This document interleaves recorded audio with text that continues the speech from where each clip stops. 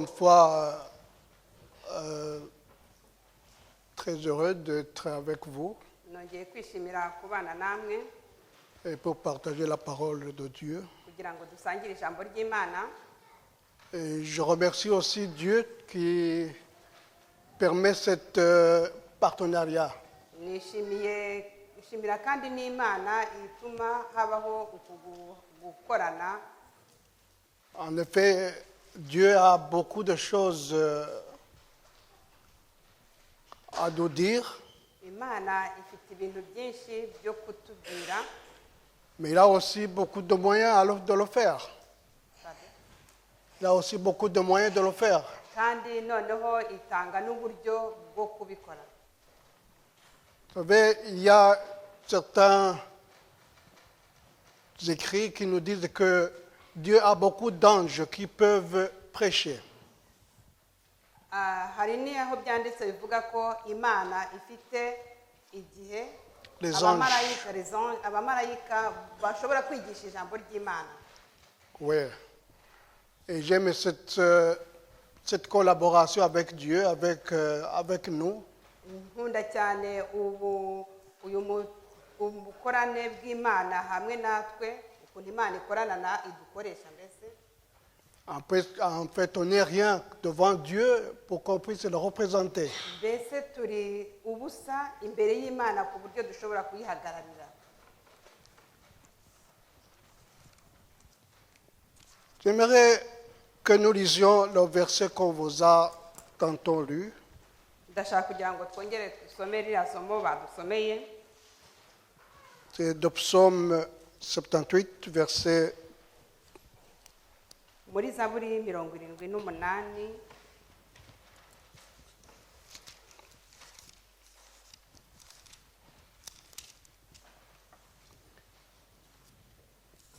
verset 72 encore. Zaburi 78 umurongo wa 72.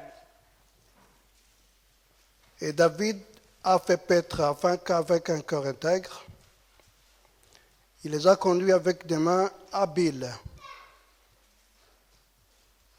Verset 72. Amfite muri Bibiliya y'Ikinyarwanda duhera ku murongo wa 70 ngo kandi atoranya David umugaragu wayo umukuru.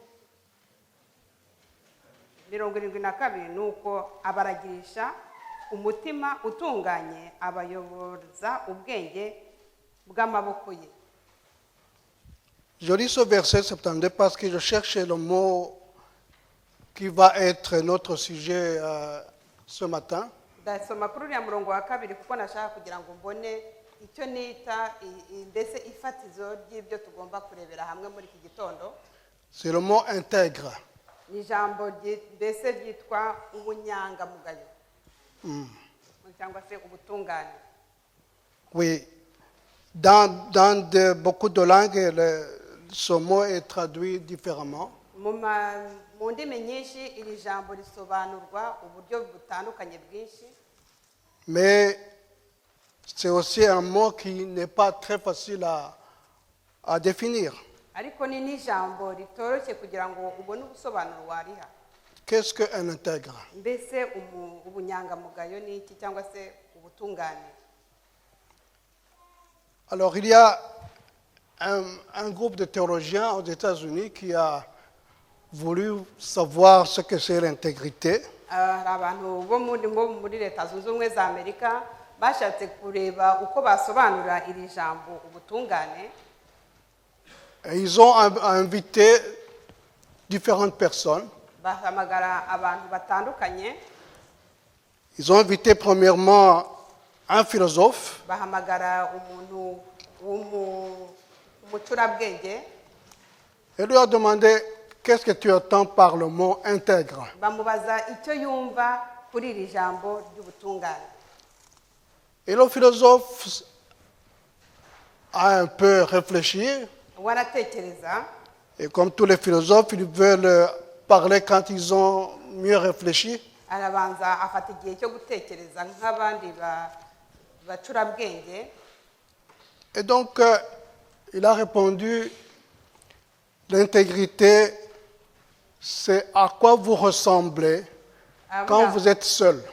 aravuga ngo ubutungane ni uko musa cyangwa se uko muboneka iyo muri mwenyine. Quand tu es seul, quand je suis seul, Iyo c'est à ndi- quoi je ressemble. mbese iyo muri mwenyine, iyo ndi jyenyine, mbese nsa nte? La deuxième personne qu'on a invitée, c'était un homme d'affaires. Abandi bantu bahamagaye ni abantu b'abacuruzi. On lui a demandé qu'est-ce que tu entends par le mot intégrité. Barababaza bati ubutungane mubwumva mute, mbese mwabusobanura gute? Et l'homme d'affaires a réfléchi aussi. Nawe yabitekerejeho Il a dit, c'est une personne qui vaut sa parole. ni umuntu Qui ufite tient sa mbese parole. umuntu uvuga ni umuntu uhwanye n'ijambo rye kivoza Voilà, qui tient sa parole et qui... umuntu ukubwira ikintu kandi akazanagisubiramo akazacyuzuza. Alors on a invité aussi un avocat, Bahamagara rero umuntu un juriste. umunyamategeko On lui a demandé qu'est-ce que tu entends par quelqu'un qui est intègre. baramubaza bati ubutungane wowe ububona ute? Alors l'avocat, parce que c'était dans un bureau, Uyu munyamategeko yari yicaye mu biro, donc le panel était, on les avait invités dans un bureau, dans une salle de... abamwumvaga bari bari mu biro aho ngaho hamwe nawe. Et il a dit, tiens, est-ce que vous parlez de l'intégrité? Yabaza ati mbese muravuga ibyerekeranye n'ubutungane? Le mot intégrité, qu'est-ce que vous voulez qu'il soit, qu'il signifie? Mbese murashaka ko iryo jambo ubutungane ryasobanura iki? Il a terminé par cela. Arongera arakomeza Parce que pour certains, peut-être les avocats ne sont pas si intègres. ariko we kuri we aba banyamategeko ntabwo ari intungane. C'est quelquefois, on le dit comme cela. Niko babivuga. Je ne sais pas pour vous ce que c'est l'intégrité. Hein. Mbese kuri mwebwe mwumva gute ubutungane? Parce que dans notre langue, il y a beaucoup de noms qui, Mu rurimi rwacu habaho amazina menshi baha iri jambo mais ubutungane. qui va dire la même chose, mais en même temps, ça dit beaucoup de choses. Ayo magambo rero akaba yenda kuvuga ibintu bimwe ariko nanone agasobanurwa mu buryo bunyuranye bwinshi. J'aime comment notre langue le traduit, comme tu l'as dit. Akunda ukuntu mu rurimi rwacu babisobanura. Parce qu'un intègre, on l'appelle Inyanga Mugayo. Hein. Integre umuntu mbese witwa ubutungane bamwita n'inyangamugayo. Cela vient du verbe kwanga. Ahangaha bikaba harimo amagambo abiri, kwanga, umugayo. Voilà. Et dans la Bible, il y a beaucoup de versets qui parlent de l'intégrité. Mu ijambo ry'Imana kandi naho tuhabona aho batubwira ku byerekeranye n'ubutungane. On dit qu'il y a au moins 85 fois dans l'Ancien Testament que le mot est utilisé. Hashobora kuba hariho inshuro 85 dushobora kubona iri jambo muri Bibiliya. À l'origine, cela vient du mot hébreu Mu ntangiriro iri jambo riva ku giheburayo qui c'est le mot tamim, tamim, tamim. bivuga tamim. Tamim, dans l'Ancien Testament, vous savez que la Bible a été écrite dans deux langues principalement, l'hébreu et le grec. Muzi ko muri Bibiliya mbese Bibiliya yanditswe mu rurimi rw'igiheburayo n'ikigiriki. L'hébreu a été écrit à l'Ancien Testament. Igiheburayo bacyanditse mu isezerano rishyashya. Tiens, Mu isezerano rya kera. et donc le grec c'est après. après dans le Nouveau Testament. isezerano rishya ryo ryaje ryandikwa mu kigiriki. Et donc, dans la Bible, le mot intègre signifie beaucoup de choses. Muri bibiliya rero iri jambo ubutungane cyangwa se ubunyangamugayo risobanura ibintu byinshi. Ça veut dire quelque chose qui est complet Mbese bisobanura ikintu cyuzuye ou quelqu'un qui est complet. cyangwa se umuntu wuzuye Ça signifie aussi quelque chose qui est ancien. cyangwa se Ancien.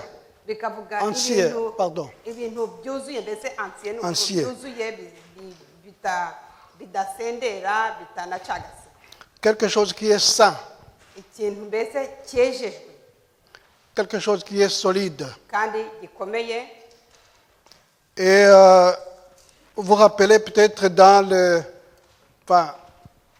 domaine des mathématiques, Mbese muribuka tugiye nko mu byerekeranye n'imibare il s'agit d'un nombre entier, tuvuga umubare wuzuye sans fractionner. ntabwo uba ugabanyije. Et donc dans la Bible, il y a beaucoup de versets qui parlent de ce mot, mais avec beaucoup de signification. Iri jambo rero ijambo no muri Bibiliya turibonamo inshuro nyinshi ariko rigiye risobanutse ku buryo butandukanye. Prenons l'exemple de Exode 12, verset 5. Reka dufate mu rugero rwo kuva igice cya gatanu mu kuva igice cya gatanu Chapitre 12, verset 5. kuva igice cya 12 umurongo wa gatanu. Oui.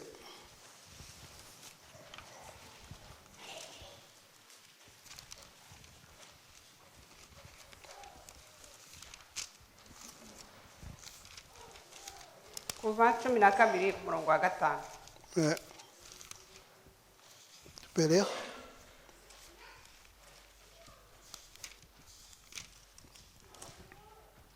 Ce sera un agneau sans défaut.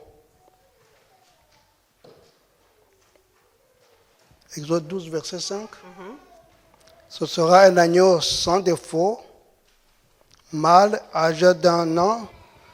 Vous pourrez prendre un agneau ou un chevreau.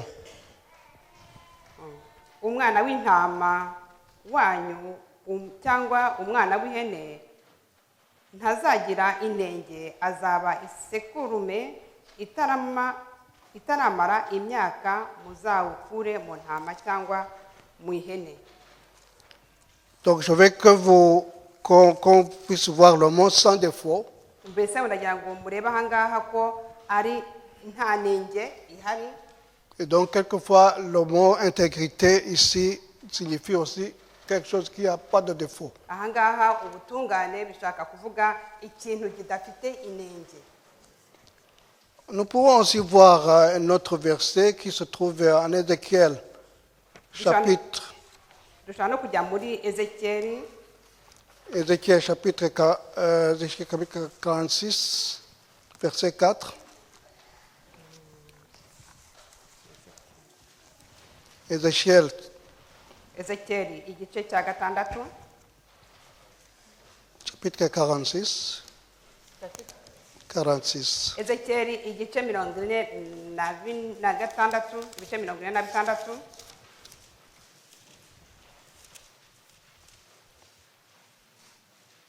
Le verset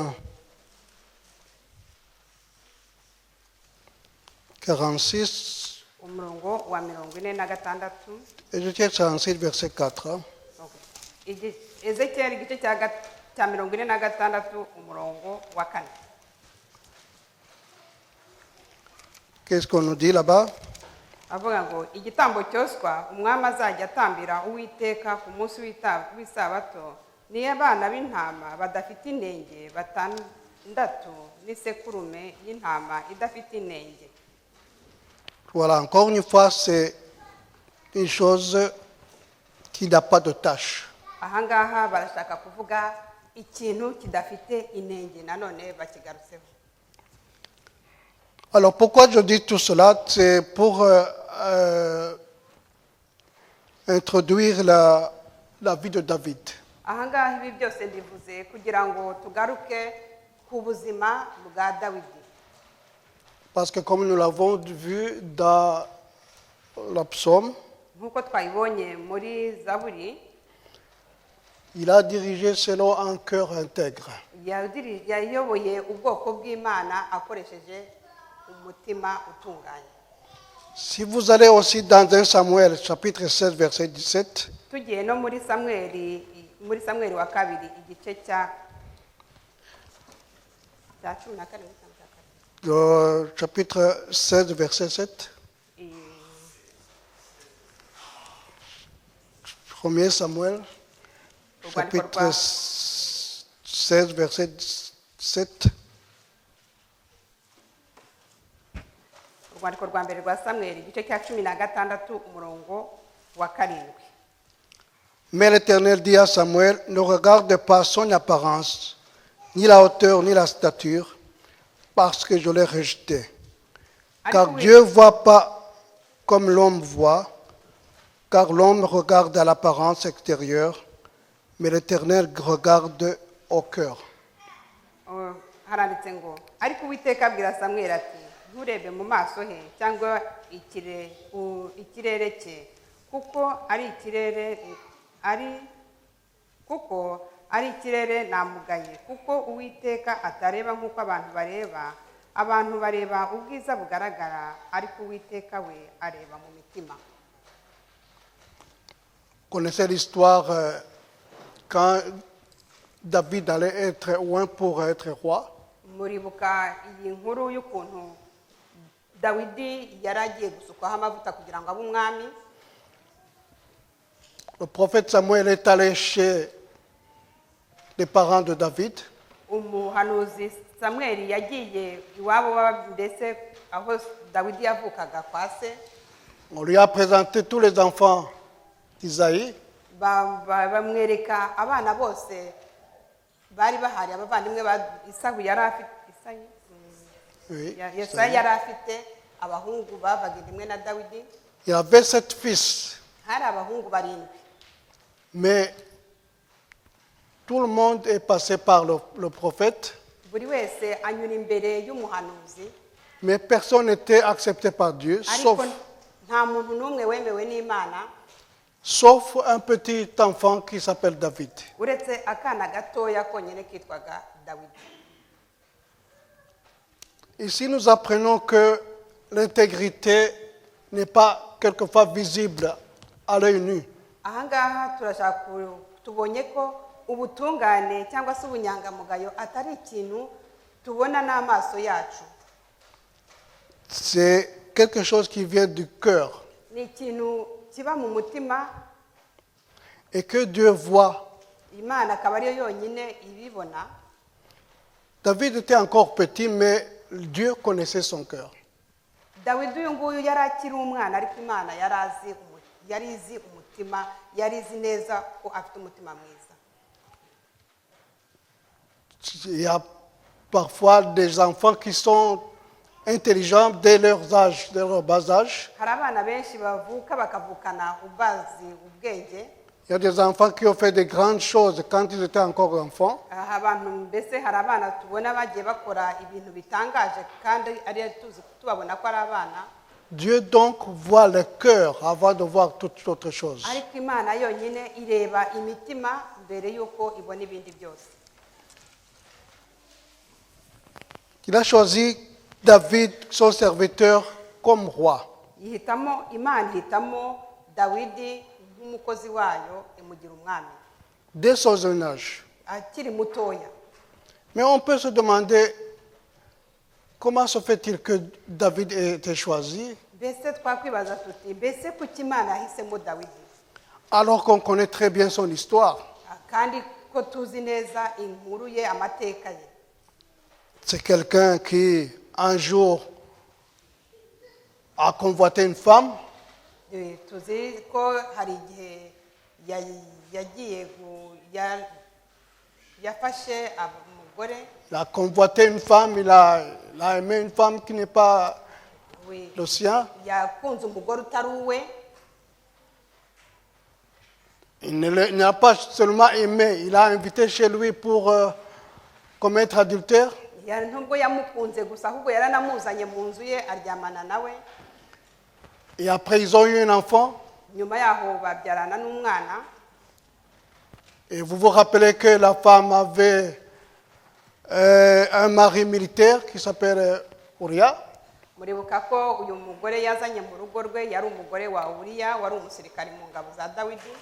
À ce temps-là, il y avait une guerre. Uriah était sur le front. Kandi icyo gihe byabaye uyu nguyu yari ari ku rugamba. David va s'arranger pour que tout soit en ordre, pour qu'ils ne puissent pas le savoir. Dawidi kandi akora ku buryo byose biba mbese bikaba nko mu ibanga umugabo mbese uri ntabimenye. Et vous rappelez que quand il a fait ce péché, il a amené Uri, il a appelé Uri où il était sur le front. Yahamagaza Uriya aho yari ari ku rugamba ngo natahe. Il a fait que peut-être la femme aille coucher avec lui. Akora ku buryo Uriya ajya mu rugo rwe akaryamana n'umugore we. Pour que il essaie de cacher la faute. Kugira ngo ahishe icyaha yari yakoze. Mais vous connaissez l'histoire que Uri n'a pas voulu coucher avec sa femme. Ariko Uriya nawe ntabwo yemeye gukora ibyo umwami yamusabaga ngo ajye kuryamana n'umugore we. La suite, vous la connaissez. David a fait tuer même Uri. Mbese inkuru uko ikomeza byageze n'aho Dawidi yasabye ngo bice Uriya. Parce qu'il a envoyé sur le front pour qu'il soit tué. Aramwohereza ngo ajye ku rugamba kandi abe ariho agwa. Et cela a été fait, il a été envoyé sur le front et il a été tué. Ibyo kuko byari byasabwe n'umwami bamwohereje ku rugamba aragenda agwayo. Et après, qu'est-ce que David a fait? Vous vous rappelez, il a amené sa femme, la femme Bathsheba chez lui. Ahubwo ahamagara umugore wa Uriya amuzana mu rugo rwe. Voilà l'homme que Dieu a appelé intègre. Uyu ni wo muntu Imana yise intungane inyangamugayo. C'est quand même étonnant. Ariko se murumva bidatangaje. Mais pourquoi est-ce que Dieu a appelé cet homme intègre? Mbese ni ukubera iki Imana yise Dawidi intungane cyangwa se inyangamugayo? Quelle était la personnalité de David? Mbese twamenya gute ukuntu Dawidi yari ateye ate? Il y a beaucoup de choses, mais je vais citer deux. Harimo ibintu byinshi twamuvugaho ariko ndavugaho bibiri. Premièrement, David était prêt à faire face à la vérité. Dawidi yari ari umuntu uharanira kuvuga ukuri. Il était quelqu'un qui assumait ce qu'il faisait. Mbese ibyo yakoraga byose yabigiragamo uruhare cyangwa se akavuga ati akaba yabifite abishikamiye ko abikoze afite ukuri kwe.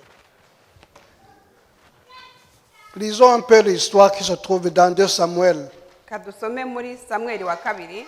2 Samuel, chapitre 11. Igice cya 11. 2 Samuel, chapitre 11. Nous lirons quelques versets. Katwasome imirongo imwe n'imwe.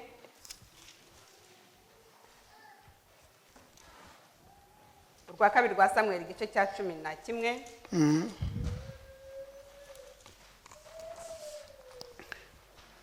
Nous allons voir le verset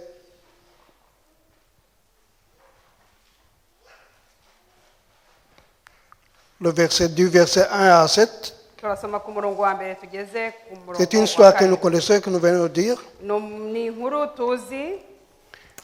Et l'année suivante, au temps du roi là où les rois se mettent en campagne, David envoya Job avec ses serviteurs tout Israël pour portée de destruction des Ammonites pour assiéger Rabat, mais David resta à Jérusalem.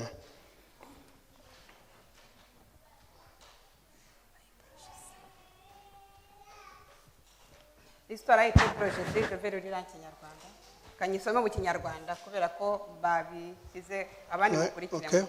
Okay. Ni urwa kabiri rwa Samweli igice cya 11 umurongo wa mbere kugeza kwa 7.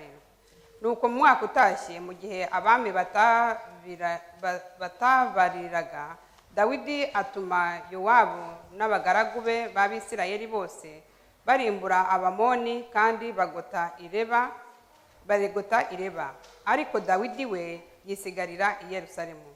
Bukeye nimugoroba yibambura ku gisasiro cye, agendagenda hejuru y'inzu y'umwami, maze ahagaze hejuru aho abona umugore wiyuhagira, yari umugore mwiza w'igikundiro.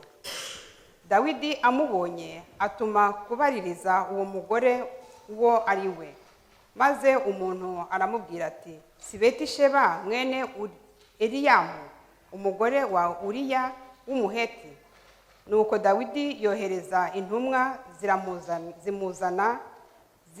ziramuzana aza iwe.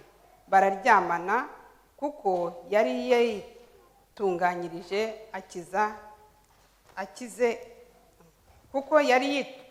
yitunganije akize imyanda, maze asubira iwe.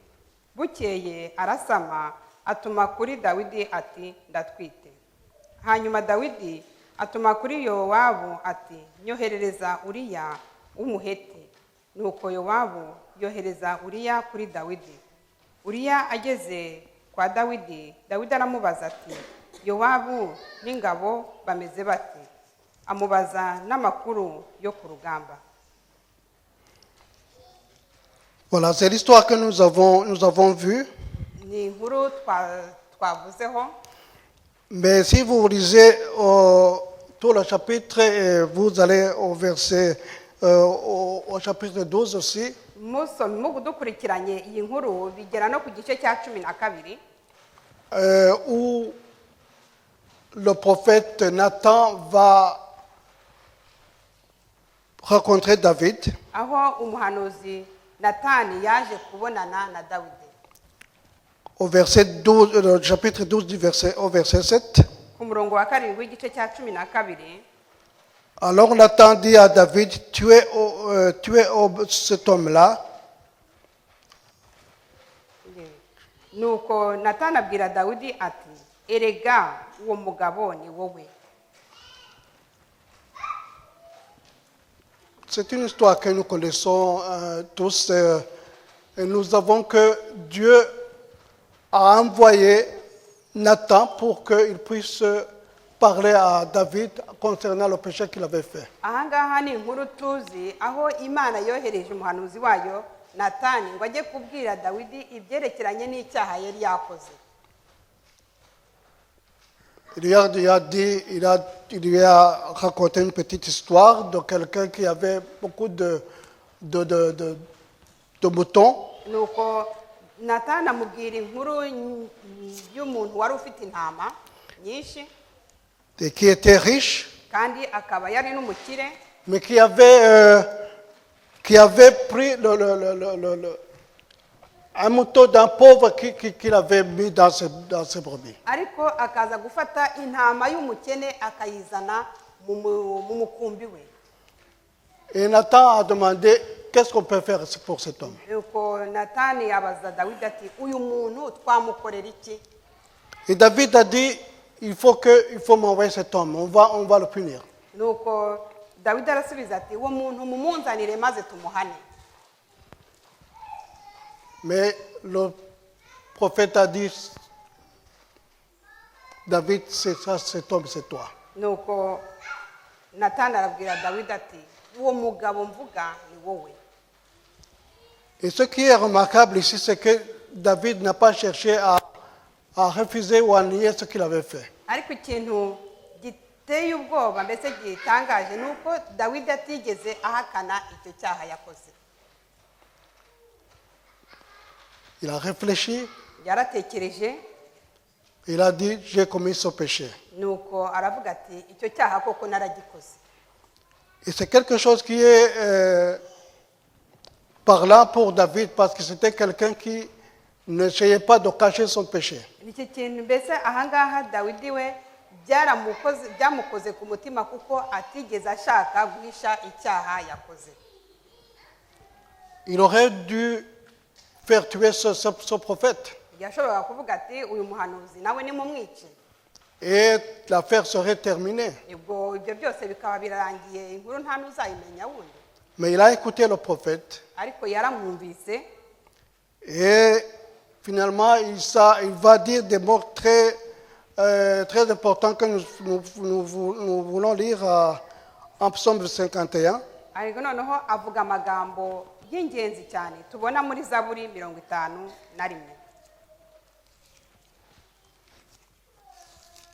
Zaburi 51.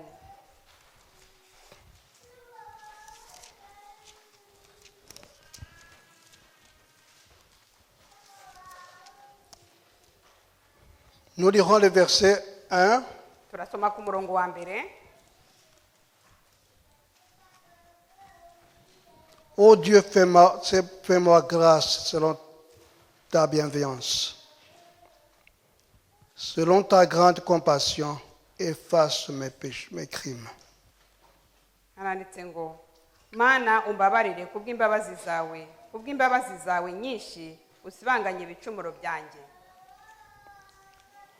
On peut continuer jusqu'au verset, beaucoup de versets parlent de comment David va se repentir. Dushobora gukomeza kuko iyi mirongo yose ivuga ukuntu Dawidi yihannye. Au verset 4 par exemple, Ku murongo wa 4, lave-moi complètement de ma faute unyuhagire rwose gukiranurwa kwanjye, et purifie-moi de mon péché. unyezeho unkureho ibyaha byanjye. Car je reconnais mes crimes Kuko nzi ibicumuro byanjye, et mon péché est constamment devant moi. ibyaha byanjye biri imbere yanjye iteka. J'ai péché contre toi et contre toi seul. Ni wowe ubwawe nacumuyeho. Et j'ai fait le mal à tes yeux, Nakoze icyangwa n'amaso yawe, en sorte que tu seras juste dans ta sentence. byabereye bityo kugira ngo ubone ko ukiranuka nuvuga.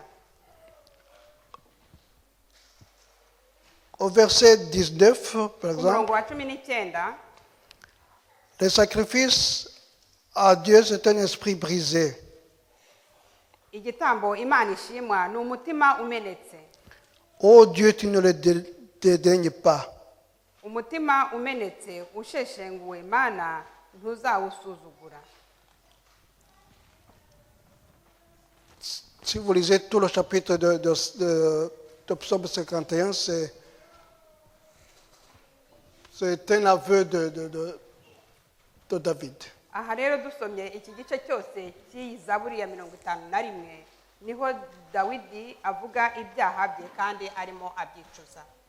Remarquez qu'il dit je chaque fois. Aha hantu hose aravuga ngo njyewe.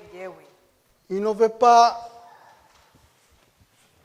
rejeter la responsabilité sur quelqu'un. Ntago ashaka kugira undi muntu asa nkaho ashyiraho ibyaha bye cyangwa se arega. Ô combien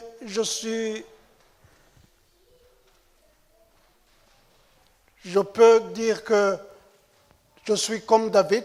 Ni gute mbese navuga ko ndi nka Dawidi. Parce que quelquefois, combien de fois je dis, Seigneur, je n'ai pas péché, c'est la faute de l'autre. Ni igihe cyinshi nshobora kuvuga ngo ntabwo nakoze icyaha cyangwa se ngashaka urwitwazo ngo ni ukubera uriya. C'est à cause de mon enfant. Cyangwa se ukavuga ngo ugashaka urwitwazo ngo ni ukubera umwana wanjye nakoze icyaha. C'est à cause de mon dirigeant. Ni ukubera umuntu unyobora niyo mpamvu nakoze icyaha. C'est à cause de mon voisin. Cyangwa se umuturanyi wanjye niyo mpamvu naguye muri iki cyaha. Voilà, on cherche beaucoup d'excuses. Ugashakisha buri gihe inzitwazo. David était prêt à faire face à la vérité. aha ngaha dawidi we yari yiteguye kwemera no guhagarara ashikamye ku kuri. Il ne cherchait pas à cacher son péché. Ntabwo yigeze ashaka guhisha ibyaha bye. La deuxième chose caractéristique de David, Ikindi kintu navuga kuri dawidi, il était prêt à attendre et à adorer plutôt que de se venger. mbese yahoraga yiteguye kumva inama bamugira atabaje Imana aho kugira ngo ajye kwihorera. Dans le chapitre 16 du chapitre 16 de 1 Samuel, 1 Samuel 16, muri Samweli, urwa mbere rwa Samweli igice cya 16, urwa mbere rwa Samweli igice cya 16. dans tout le chapitre-là, nous voyons que David était sûr qu'il va devenir roi. Muri iki gice cyose tuhabona ukuntu Dawidi yari azi neza ko azaba umwami, Parce que Dieu lui avait dit, kuko Imana yari yabimubwiye. il était loin, Yari yamaze no gusigwa amavuta. il restait seulement un temps Hari hasigaye igihe gitoya pour qu'il devienne roi. kugira ngo ahabwe uwo mwanya. Il n'a pas cherché à faire la force. Ntabwo yigeze ashakisha kugira ngo ahite ajya kurwana ab'umwami. Et vous savez l'histoire que Saul, qui devrait quitter le pouvoir, ne l'aimait pas. Muribuka neza ko inkuru itubwira ko Sawuli wari ku butegetsi atamukundaga, À un certain moment, il a cherché à le tuer. ndetse nimwe na rimwe yashakaga uburyo yamwica. Vous vous rappelez, il y a dans cette histoire au chapitre 1 Samuel chapitre 24, verset 1 jusqu'à 22, Mu gice mu rwa mbere rwa Samweli igice cya 24,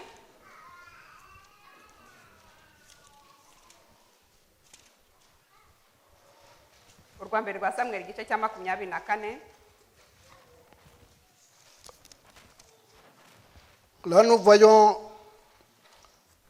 une autre histoire de Samuel. Oui, 2 Samuel. 2 Samuel chapitre 24. Urwa kabiri rwa Samweli igice cya Non, 24. pardon, 1 Samuel chapitre 20. Okay. Tugaruke ku rwa mbere rwa Samweli igice cya 24.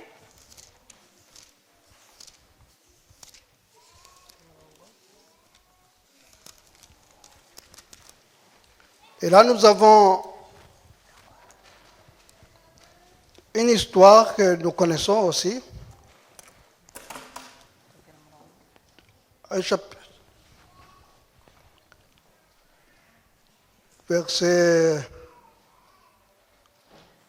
verset 9. Ku murongo wa 9, urwa mbere rwa Samweli igice cya 24 umurongo wa 9. Après cela, David se leva et sortit de la caverne. Hanyuma Dawidi nawe arahaguruka ava mu buvumo. Il se mit alors à crier derrière Saul. Ahamagara Sawuli. Ô roi, mon seigneur, Saul regardait derrière lui. Nyagasani mwami. Sawuli akebuka Dawidi. Il s'inclina le visage contre la terre et se prosterna. Sawuli akebuka Dawidi arunama yubika amaso aramuramya. Et David dit à Saul, pourquoi écoutes-tu les propos des gens qui disent que David cherche ton malheur? Dawidi aramubaza ati, niki gituma wumvira abantu bakubwira ngo Dawidi arashaka kukugirira nabi? Tu vois en ce jour de tes propres yeux que l'Éternel t'avait livré aujourd'hui entre mes mains dans la caverne? Aho wirebeye Uwiteka yaratanze ukuboko kwanjye uyu munsi ubwo wari muri ubu buvumo. On m'a dit alors de te tuer, Bansabye kukwica, mais je t'ai épargné ariko ntabwo nabikoze. et j'ai dit je ne porterai pas la main sur mon Seigneur car il est le Messie de l'Éternel. Ntabwo nshobora kurambika ukuboko kwanjye ku muntu wahawe umugisha n'Uwiteka. Voilà Saul qui s'est caché qui a voulu se reposer dans une cave, Aha Sawuli yagiye kuruhukira mu buvumo, et que David et ses hommes se trouvaient là-bas. ariko aho ngaho Dawidi n'abantu bari kumwe nawe bari hafi aho nabo. Et les hommes de David lui ont demandé de tuer son ennemi. Ariko abantu bari kumwe na Dawidi baravuga bati Sawuli n'umwanzi wawe none ubonye umwanya wo kumwica. Mais au lieu de cela, Ariko aho kugira ngo abikore, il a coupé un morceau d'étoffe sur son manteau. aragenda akata igice cy'umwenda mbese cy'umwenda yari yambaye. Et après, il a appelé Saul pour lui dire que je ne t'ai pas tué. Ariko arongera ahamagara Sawuli aramubwira ati ntabwo nakwishe kandi nari mbifitiye Parce que tu es loin de Dieu. ntabwo nakwishe kuko uri umwami Imana yashyizeho imigisha yayo yahaye imigisha. Ça, c'est un caractère que beaucoup d'entre nous, en tout cas moi, je ne peux pas avoir. Iyi ni imibereho ndetse abantu bamwe tudashobora kugira. C'est de voir quelqu'un que tu n'aimes pas Kubona umuntu udakunda et que tu vas te remplacer kandi uzi neza ko azagusimbura et tu ne fais rien. kandi ntube wagira ikintu mukorera kibi. Et David était de cette nature-là. Dawidi rero nawe yari ameze gutyo. C'est pour cela qu'il est appelé un homme intègre. Ni nayo mpamvu yiswe umuntu utunganye cyangwa se w'inyangamugayo. Toute chose chez David, il le mettait pour Dieu. Ibintu byose Dawidi yakoraga yabikoreraga Uwiteka. Il avait donné la vengeance à Dieu. Yahaye Imana ngo izaba ariyo ihana Sawuli. Beaucoup de psaumes le disent. Ndetse zaburi nyinshi zirabivuga. David a parlé de venger, mais laisser la place à Dieu de venger. Ariko Dawidi yavugaga kubyerekeranye no guhora, ariko akavuga ati ntabwo nahora. Lisons par exemple Psaume 142. Dusome muri Zaburi 142. Zaburi 142.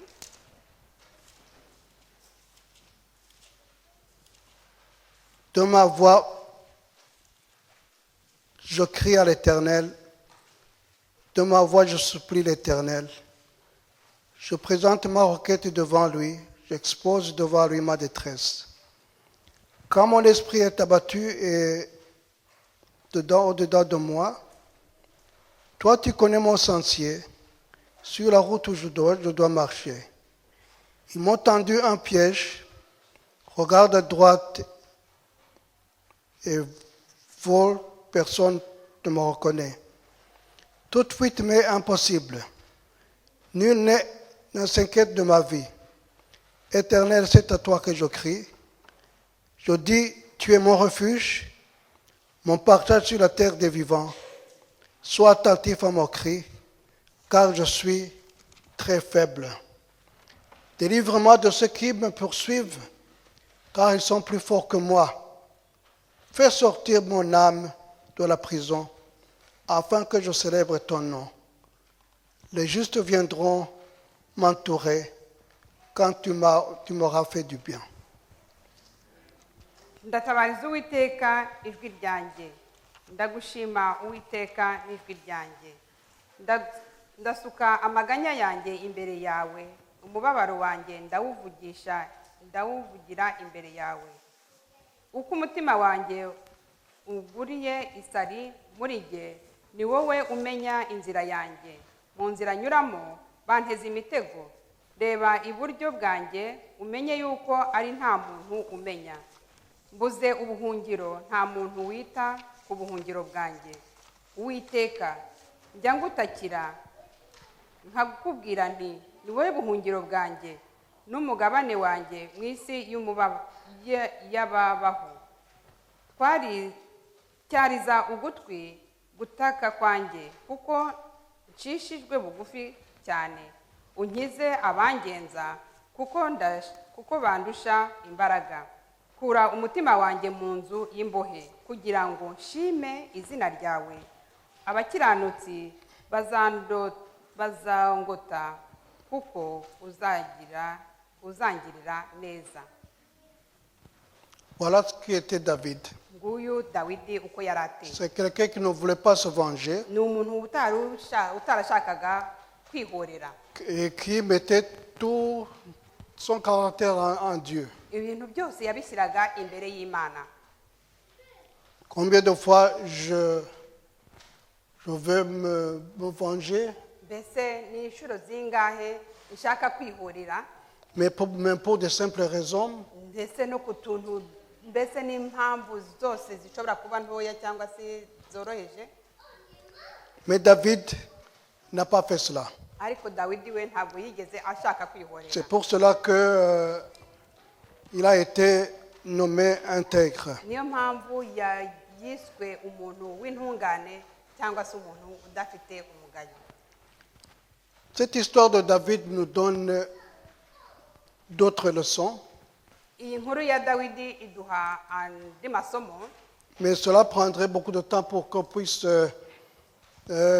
tous les énumérer. amasomo duhabwa nayo byatwara igihe kirekire kugira ngo yose tuyavuge.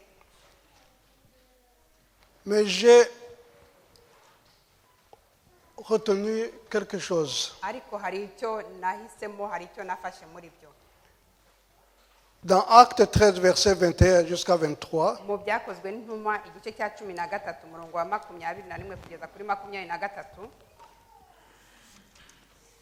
nous voyons que David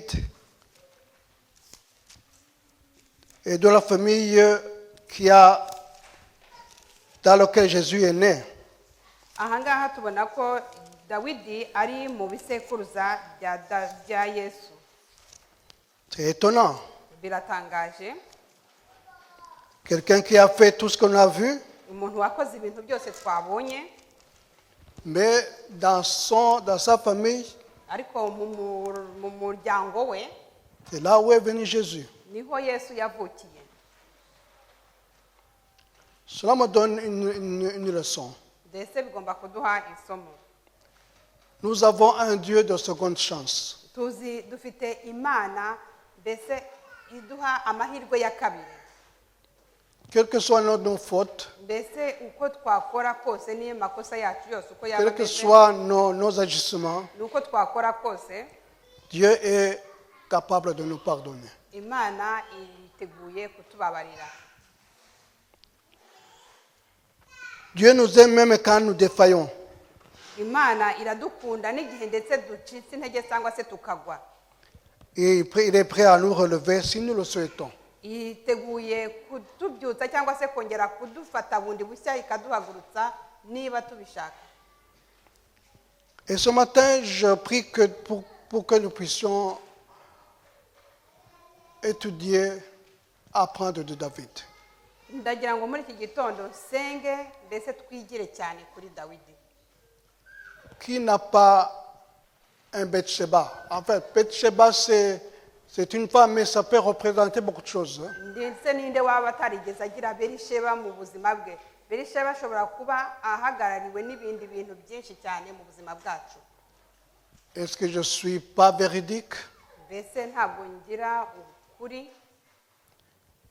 Est-ce que je suis colérique? Mbese nabangira amahane? Est-ce que j'essaie de coller ma faute sur les autres? Cyangwa se nabangerageza gushyira amakosa yanjye ku bandi? Est-ce que je peux dire que toutes mes fautes sont les autres qui l'ont fait? Ese nshobora kuvuga ngo amakosa mbona ni abandi bayakora? Est-ce que il y a des choses que je cache, une histoire que j'ai cachée qui peut délivrer les autres? Mbese nshobora kuba mfite inkuru naba narahishe yashobora gutuma abandi bagwa mu cyaha? Chacun se connaît. Buri wese ariyizi. Et Ce matin, Dieu ne cherche pas à... ne nous demande pas d'être très parfait. imana ntabwo idusaba muri iki gitondo kuba intungane, Il nous demande de faire de notre mieux ariko iradusaba ngo dukore uko tubishoboye kutugana kuri ubwo butungane, pour être des chrétiens kugira ngo tube abakristo intègres, abakristo b'inyangamugayo banga umugayo, des chrétiens qui peuvent faire face au péché. abakristo bemera ko ibyaha bakoze babyemera kandi bakaba banabihagararaho, Des chrétiens qui peuvent demander pardon. abakristo bashobora gusaba imbabazi z'ibyaha bakoze, Des chrétiens qui ont un comportement qui ne salisse pas le nom de Dieu. abantu bafite imyitwarire itanduza izina ry'Imana. C'est ma prière au nom de Jésus. Nibyo nsaba Imana muri iki gitondo mu izina rya Yesu, amen.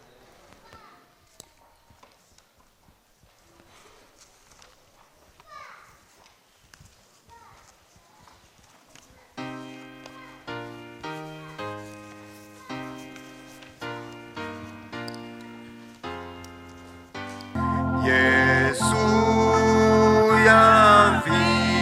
yamviriye amaraso ntabutu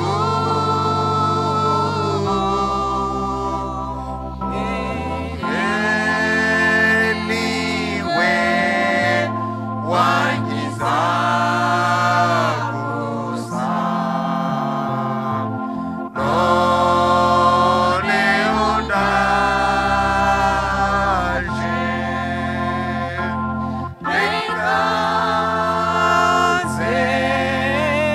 reka nze ntabwo nzongera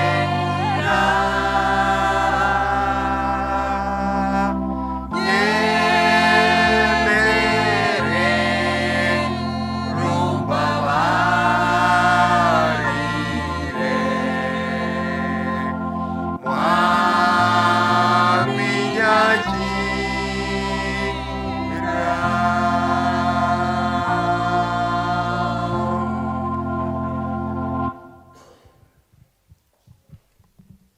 Éternel notre Dieu, comme David, nous voulons être tes enfants. Nous voulons être tes enfants qui sont pardonnés. Tant que Seigneur nous aider afin que nous puissions être intègres, afin que ceux qui nous voient puissent glorifier ton nom. Nous demandons toutes ces grâces au nom de Jésus. Amen.